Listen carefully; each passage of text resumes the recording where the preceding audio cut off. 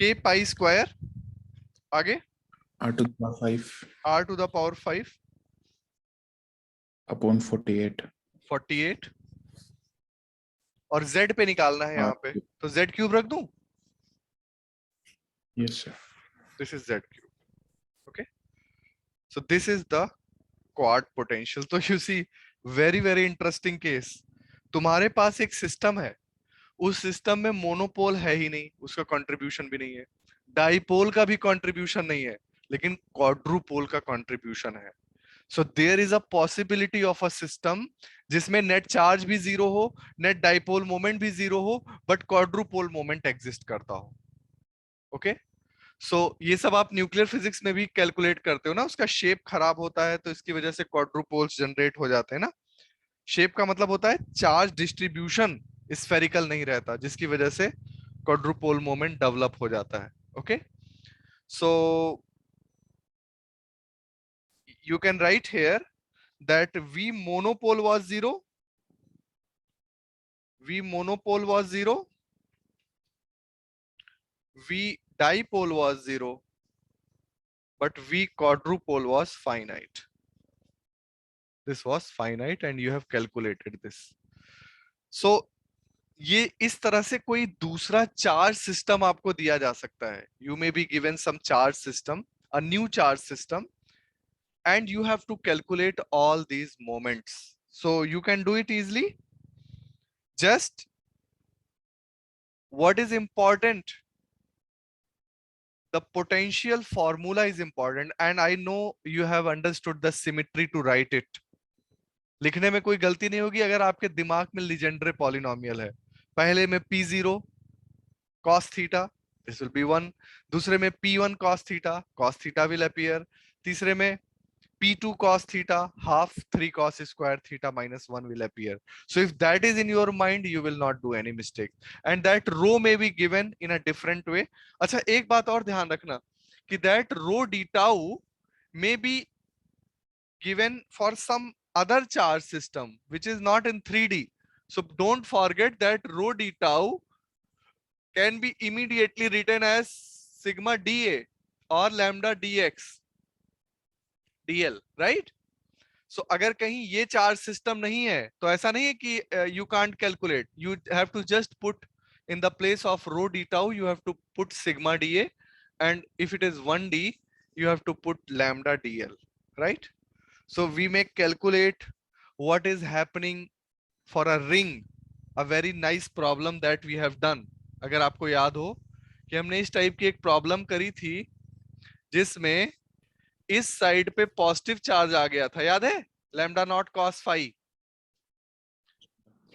और इस साइड पे बोलो नेगेटिव नहीं नहीं ऐसा नहीं था, शायद आधा आधा था ना. It was cos phi, so cos zero नहीं, यही था. yes sir. This is okay. So you can see that this charge system will also have dipole. Dipole कितना होगा इसका total charge? 0 total zero. charge. But you can see there is a dipole forming ना, dipole form हो रहा है ना, positive charge इस तरफ है symmetrically, you can consider the here, negative charge यहाँ है symmetrically, you can consider negative here. So that's why a dipole moment in this direction is formed. So we can do many problems related to it. Okay, and that I will discuss in next class. So अभी आपको एक काम ये जरूर करना है कि बगैर बुक में देखे, अपनी कॉपी में देखे, ये सारी चीजें लिखते चले जाओ. अच्छा, एक और चीज मैं बताता हूं कि जो बिल्कुल सिंपल डाइपोल होता है, the simplest of the dipole that we consider, right, the simplest dipole that you consider is like this.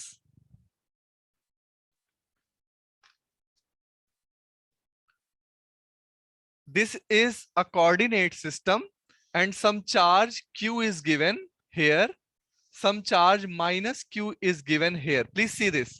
This is r1 and this is r2 and this is d, right? So what is dipole moment? Defined as summation I, bolo bhai, ri QI, QI. Yes, right? sir. So this will become, पहले इसका लिखो, suppose this is Q1, so what will be this? Q into vector R1, Minus R2.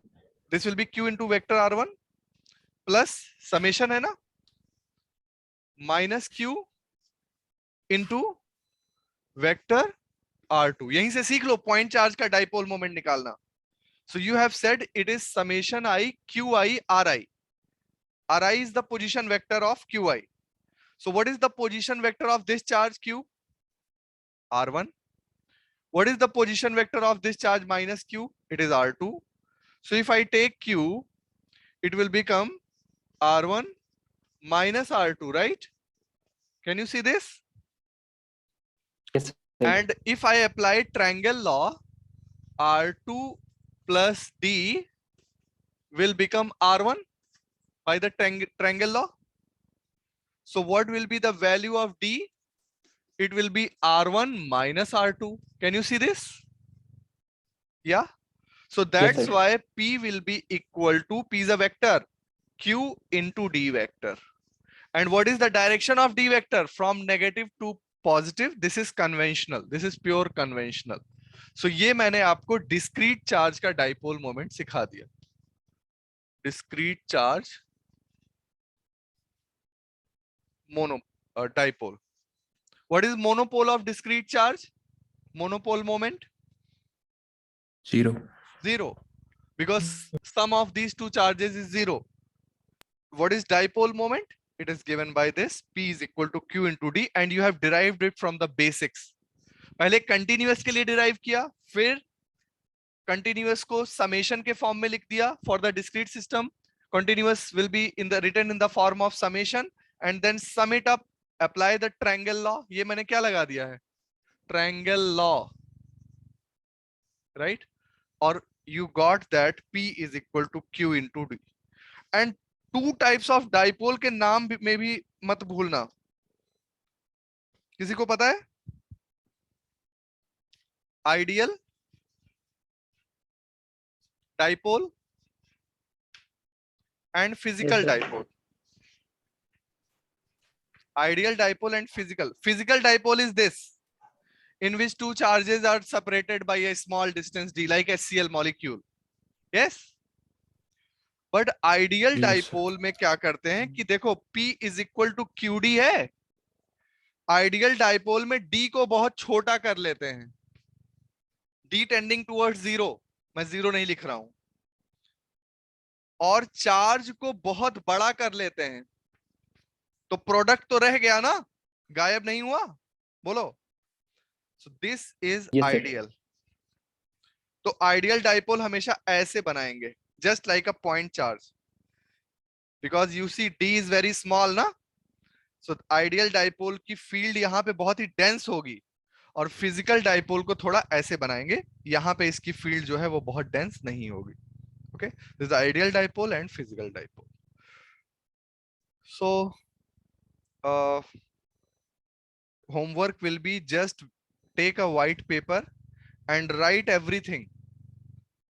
Derive करने का यही formula है कि you have in your mind from where it is coming, वो आप फटाफट लिख सकते हो since you have done the derivation. और वो जब आप एक बार लिख लोगे तो just charge profiles बदलेंगी, integrals बदलेंगे, nothing else will happen. Okay? और एक बार चाहना तो ये वाले इंटीग्रेशन की प्रैक्टिस कर लेना. 0 to pi sin 4 theta d theta. Reduction formula पढ़ते हैं ना हम लोग क्लास 11th 12th में. Yes? We read reduction formula. From that it is done, and इसकी जो वैल्यू होती है वो 3 theta by 8 minus 1 by 4 sin 2 theta and plus 1 by 32 sin 4 theta के बराबर आ जाती है. तो अगर कभी ऐसे आता हुआ दिखे तो ये देख लो ये क्या आ जाएगा, 3 pi by 8, क्योंकि बाकी सारे टर्म तो 0 हो जाएंगे 0 और पाई पे. So it will be just 3 pi by 8. Okay? ये नोट कर लो. Yes, sir. ठीक है भाई. So अगली क्लास Yes, में आपको ये सारी चीजें याद हो जाएंगी या नहीं याद हो जाएंगी? Yes. हो जाएंगे सर। और याद करने का मैं तब कह सकता हूं क्योंकि आपने मेहनत किया है उसके पीछे, आपको सारे टर्म्स पता है, सारी चीजें पता है। नाउ आई कैन से कि because you have a background, you can remember also, you can play with it. अब देखो, जो angle theta dash general angle था, you know the background of that. इस केस में तुमने देखा वो तुम्हारा वाला थीटा बन गया, तुम्हारे कोऑर्डिनेट सिस्टम का थीटा बन गया, तुमने फट से यूज कर लिया। Okay, some new thing will be given, new coordinate system, you can use that. So that's why for some terms derivation is very very important. Okay, चलो फिर next class में और problems करेंगे इस पे। Okay, thank you, Thank you, thank sir. You sir. thank you, thank you.